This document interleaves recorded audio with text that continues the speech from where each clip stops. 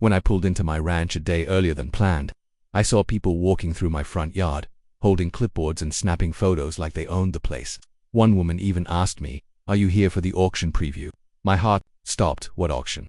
The tires of my truck crunched against the gravel driveway as I pulled into my ranch, dust rising into the warm afternoon air. I was supposed to return tomorrow, but something had felt off during my trip, just a gut feeling I couldn't shake. I had planned a short getaway to visit my sister in Denver, nothing fancy. For days, tops. I locked everything up before leaving, fed the animals, and even texted Michelle from the HOA to let her know I'd be gone for a few days. She replied with her usual sugary tone, "Don't worry, we'll make sure everything's fine." I'd taken it as a kind gesture. Now, I wish I hadn't. The moment I turned into the long driveway that led to my house, I noticed cars parked on both sides, ones I didn't recognize. There were people walking around the property like it was a public park. A group of them stood near my barn, pointing and jotting notes on clipboards. One woman wearing oversized sunglasses and holding a real estate flyer smiled at me and asked, "Oh, are you here for the auction preview too?" I slammed on the brakes and stared at her. "The what? The auction? They said it starts at 2. She replied, then turned back to her group like it was the most normal thing in the world. My heart started racing. Auction of what? This wasn't a garage sale or a community event. This was my ranch, my home, my land, my life. I threw the truck in park and jumped out. No one tried to stop me as I walked straight to the front door, and that made my stomach churn. It was my house, but strangers were walking around like they owned it. A bright yellow notice was taped to the front door. My name wasn't even on it. Just bold black letters, public auction property listed for liquidation. Contact HOA for details. I ripped it down with shaking hands. I stormed inside, expecting to see anything that made sense. But what I saw made things worse. That everything inside my home was tagged. My couch had a bright red sticker with a number written on it. My dining table, my bookshelves, even the old rifle above the fireplace that had belonged to my grandfather. Each item had a little label stuck to it like I was at an estate sale. My estate. I didn't even realize I was holding my breath until I let it out in one long gasp. This couldn't be happening. I ran from room to room, checking to see if anything had been stolen or taken out. Thankfully, nothing seemed gone yet, but it was all prepped to be. I pulled out my phone and called 911.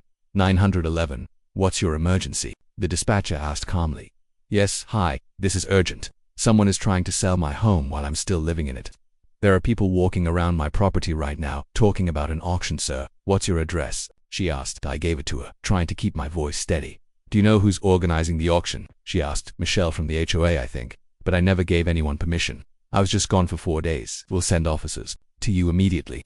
Please stay on the property," she said. I hung up and tried to gather myself, but my hands wouldn't stop shaking. That's when I saw her, Michelle, wearing her usual pastel blouse, sunglasses on her head, and holding a fancy clipboard like she was running some upscale open house.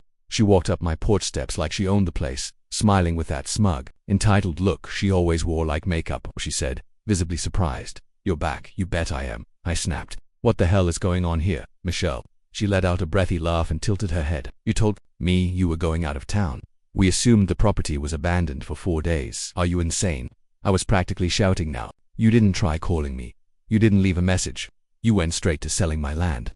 Michelle's smile faded slightly, but she still tried to hold her composure. According to HOA bylaw 4.12c, extended absence without proper caretaking constitutes implied abandonment. The board voted to steal my house. I stepped closer. "Michelle, this is illegal. I didn't miss a payment. I didn't leave a mess. I was on vacation." She crossed her arms, trying to sound cool and official. "We followed the process. There was an emergency board meeting. You didn't show, so the motion carried. I wasn't invited because I didn't know it was happening," I barked. "You never even told me." Before she could respond, we heard the sound of police sirens approaching. Michelle's smile faltered for real this time. The cruisers pulled into the driveway, lights flashing, and 2 officers stepped out. One was already scanning the scene, eyebrows raised at the crowd. The other headed straight toward me. "You're the homeowner?"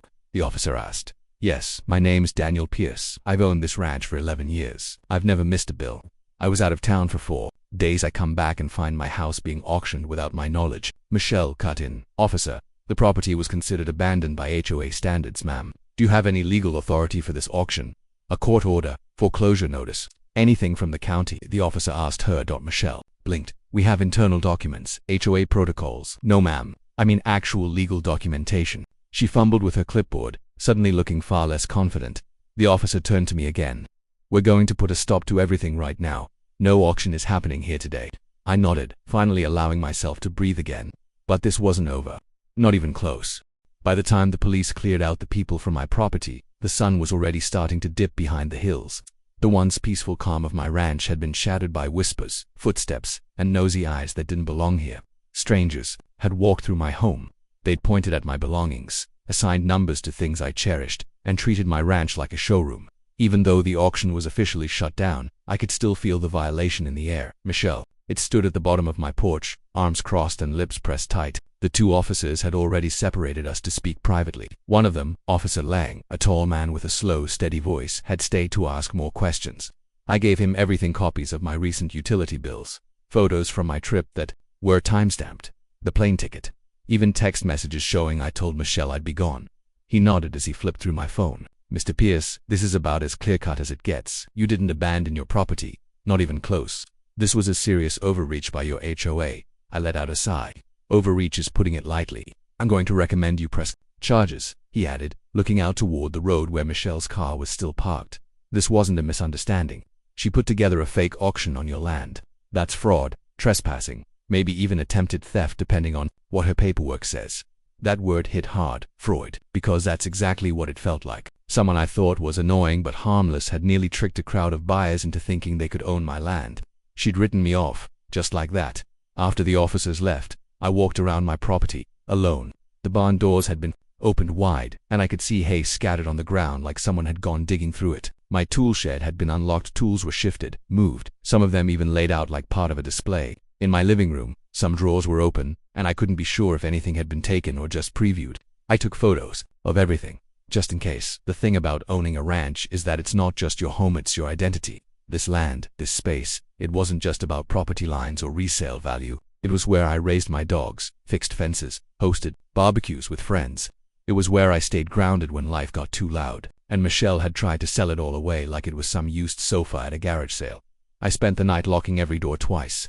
Even though Michelle couldn't come back with buyers, I didn't trust her anymore. I barely slept. Every time I heard a noise outside, I looked through the blinds, half expecting to see another stranger with a camera, scouting out auction items. In the morning, I called my lawyer, an old friend named Caleb. We'd known each other since high school. He answered on the second ring. "You're calling early," he said.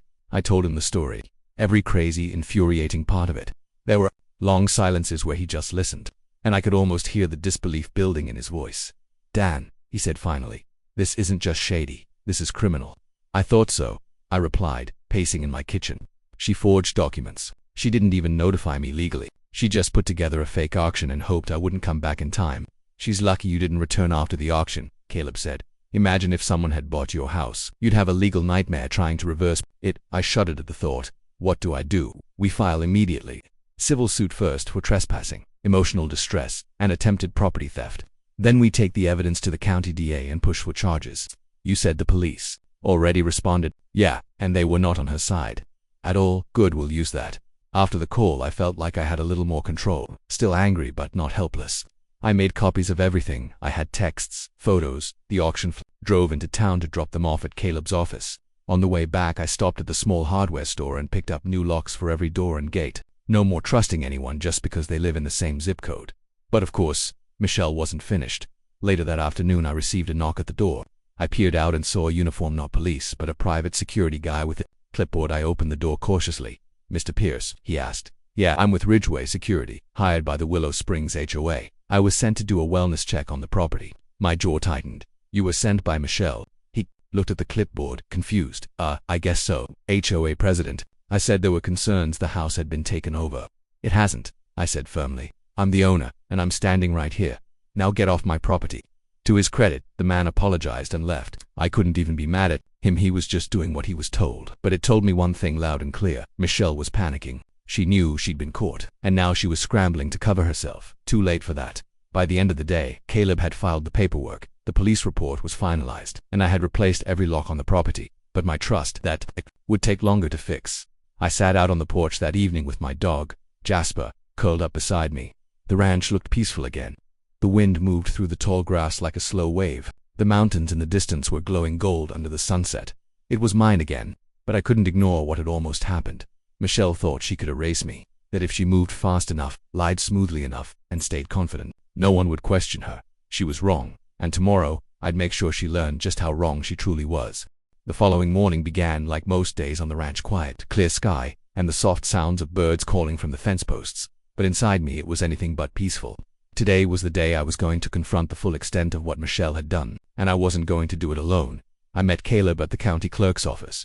By 9 a.m. sharp, he was already holding a folder stuffed with copies of everything we'd collected, photos of the fake auction signs, the stickers on my belongings, HOA meeting records, or the lack of them, and even a screenshot of Michelle's response to my vacation text. He looked more serious than I'd ever seen him. "The DA's assistant is going to meet us," he said. "We're submitting this for investigation. You ready?" I nodded. I wasn't nervous. I was done being nervous. I wanted the truth out there. I wanted Michelle exposed. The assistant district attorney, a sharp-eyed woman named Sandra, reviewed our materials carefully. She didn't say much at first, just took notes and asked a few clarifying questions. Then she said, "You said there were multiple buyers on site the day of the incident." "Over a dozen," I replied. "Some were walking through my yard, some were already in the house. And you never consented to that auction, not even close." She flipped through a few more pages, then looked up. "This is serious. If this woman impersonated authority and tried to transfer or sell property she had no legal right to, that's criminal, straightforward fraud. This could lead to felony charges."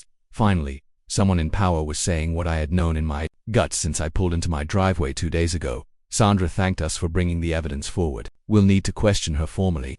In the meantime, I suggest you gather any neighbors or witnesses who might have been told false information about your property.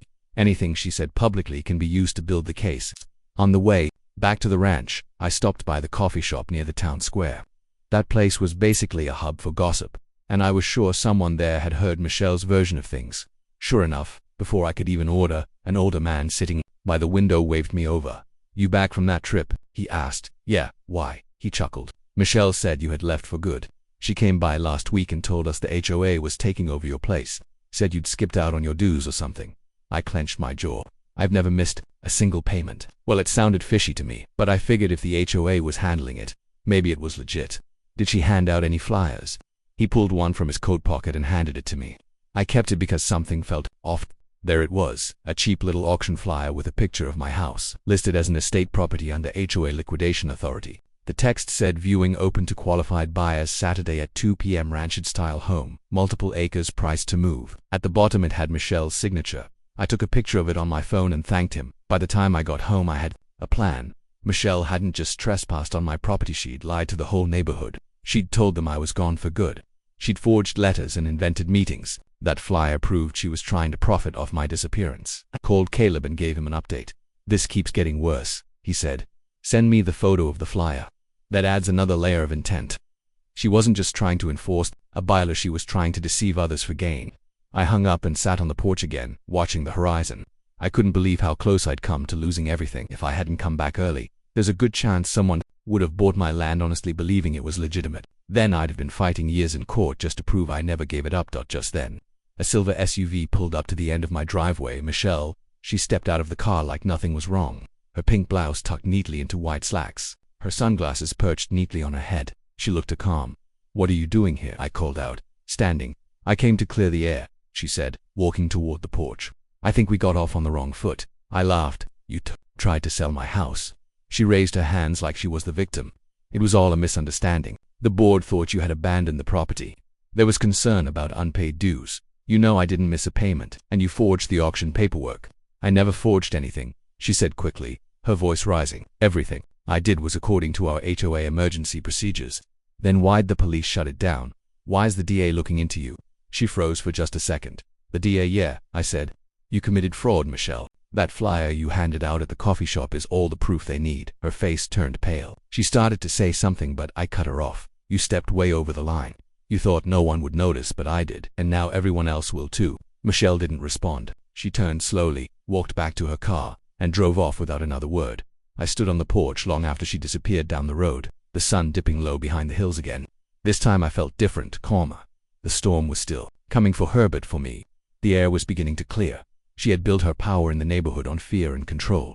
But now, for the first time, the truth was out, and once it's out, you can't stuff it back in.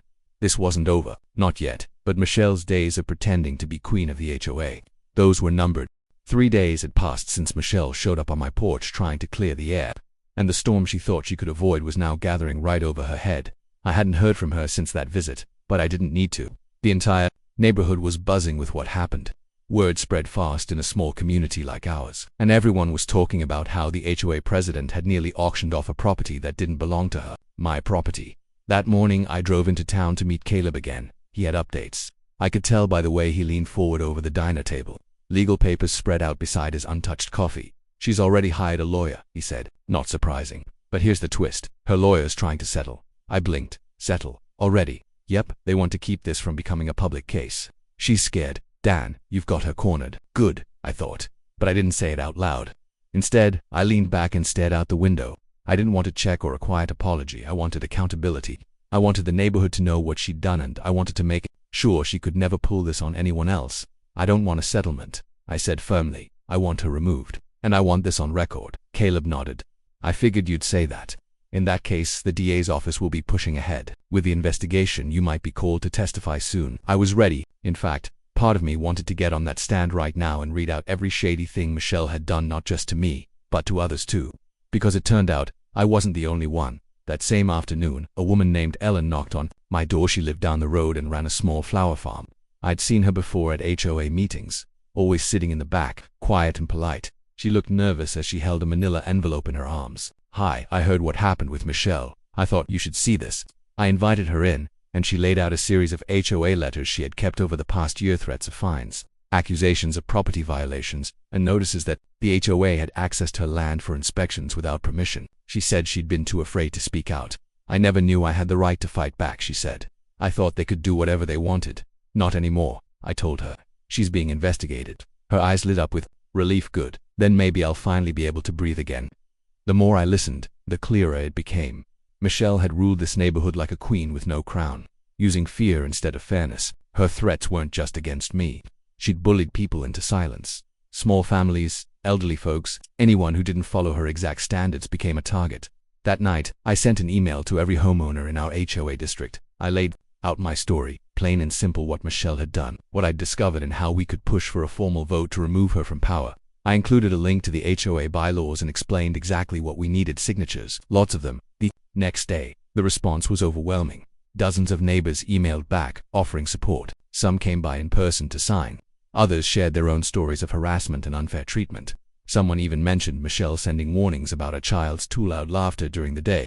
It was absurd, but it all painted a pattern. By Friday, we had enough. Caleb helped me file the request for an emergency HOA meeting, as allowed by our community's rules. We scheduled it for Sunday, at the community center, open to all residents. Word got out fast. Michelle must have heard, because she sent out a formal email trying to defend herself. It was full of legal talk and vague statements about protecting the integrity of the neighborhood, but it didn't land the way she probably hoped. People weren't buying it anymore. They had seen the truth. Sunday arrived, and the community center was packed. I hadn't seen it that full since the 4th of July potluck 2 years ago. I stood at the front, beside Caleb, while Michelle sat stiffly at the folding table across the room. She looked smaller than usual, less confident. I took a deep breath and began. I want to thank everyone for coming, I said, voice steady. You all know what happened to me. But now I know I'm not the only one. Michelle has used her position to intimidate and control this neighborhood. She nearly sold my home without permission. She has crossed the line too many times. Murmurs of agreement rippled through the room. Tonight, we vote, I continued, not just to protect me, but to protect all of us. It's time for a new start. The vote wasn't close. Out of 68 voting households, 61 voted to remove Michelle as HOA president. Some people even clapped when the final tally was read aloud. Michelle stood slowly, gathered her things, and walked out of the room without saying a word. No one stopped her afterward. I stood outside the center and watched neighbors smile, shake hands, and talk freely like a weight had been lifted.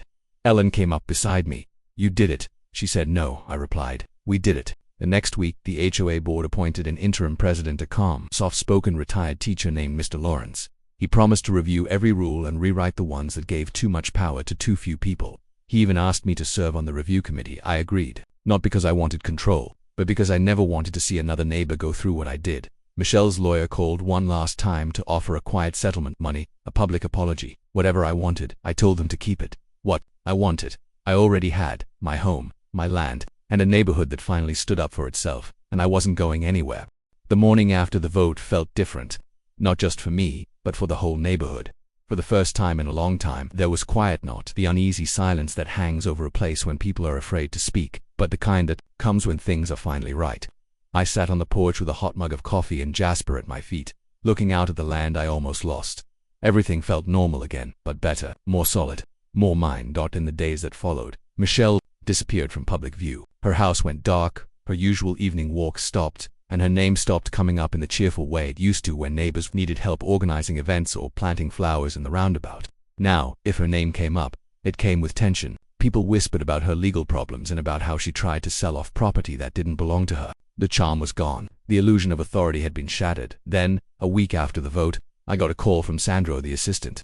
She said they were moving forward with formal charges: fraud, attempted unlawful transfer of property, misuse of authority in a private organization. She didn't say what Michelle's punishment would be, but she confirmed what I already knew deep down. Michelle was going to be held accountable. She built her power on fear, Sandra said over the phone, but the law doesn't work that way. She's going to learn that, and she did. The news broke a few days later. Michelle was arrested outside her home. Not a dramatic scene, but enough for someone to snap a few photos that quickly made their way around the neighborhood group chat. There she was, in her pressed blouse and neat hair, walking into the back of a police cruiser, her expression unreadable. The woman who once sent angry notices for crooked mailboxes and unauthorized lawn decorations was now the one being cited by the county. I didn't celebrate. I didn't gloat. That wasn't the point of all this. The point was, she couldn't do it again with Michelle gone. The HOA entered a new chapter. Mr. Lawrence, the interim president, was honest and kind. He started weekly town hall-style meetings at the community center and encouraged real conversations. He listened to complaints instead of issuing punishments. He even apologized on behalf of the board for the things that had been allowed to happen under Michelle's leadership. "We lost our way," he said at the first meeting. "We forgot that this community is about people, not rules. That ends today." One by one, the neighbors began to open up. They shared stories, some painful, some just petty but annoying, of how Michelle had used her power to scare or control them. Ellen talked about how she was fined for selling flowers from her own yard. A single father named Craig shared how he was told his kid's sidewalk chalk was a visual vandalism. It was like a dam breaking. For the first time, the people in the room weren't afraid to speak up, and I realized something. This wasn't just about me. Michelle hadn't tried to just take my home. She'd been taking bits and pieces of peace from everyone, one small abuse of power at a time, that made our victory bigger. After the charges were filed, Michelle took a plea deal: community service, a hefty fine, and a permanent ban from serving on any HOA board in the county. I guess she figured anything was better than jail time. Either way, she was done. The neighborhood moved on quickly, and she eventually moved out of the community altogether. No one missed her. The ranch, meanwhile, became something of a symbol. Neighbors started waving more when they passed by. Some stopped to say hello or drop off fresh eggs or homemade bread. A few even offered to help repair the barn roof, which had taken a beating during a spring storm. One weekend, we hosted a casual gathering: just lemonade, a few lawn chairs, and laughter under the oak tree. And for the first time in a long time, everyone felt like neighbors again. No rules, no warnings, just people being people. Ellen now runs her flower farm freely. Craig's kids draw chalk masterpieces all over their driveway, and Mr. Lawrence continues to run the HOA with fairness and calm, never once using fear to manage people. As for me, I started writing again. Stories about justice, land, and standing up for what's yours. This whole mess reminded me of why I loved this place in the first place, not just for the view, or the silence, or the animals, but because it was mine. Not just legally, but spiritually. A man's land is an extension of who he is. And when someone tries to take that, it cuts deeper than just losing dirt and wood. But I held my ground. And I won. One evening, as the sun set behind the hills, I sat on the porch again, same spot, same cup of coffee, Jasper snoozing by my boots. The sky was lit with orange and gold. The breeze carried the scent of wild grass, and the fence posts cast long shadows over the field. I thought about how close I'd come to losing it all. And I thought about something Caleb said during our first meeting. She thought she could steal what wasn't hers, he'd said, but justice has a way of showing up, especially when someone's home is on the line. He was right. Michelle tried to erase me, but instead, she erased herself. She thought no one would notice, no one would fight, and no one would stop her.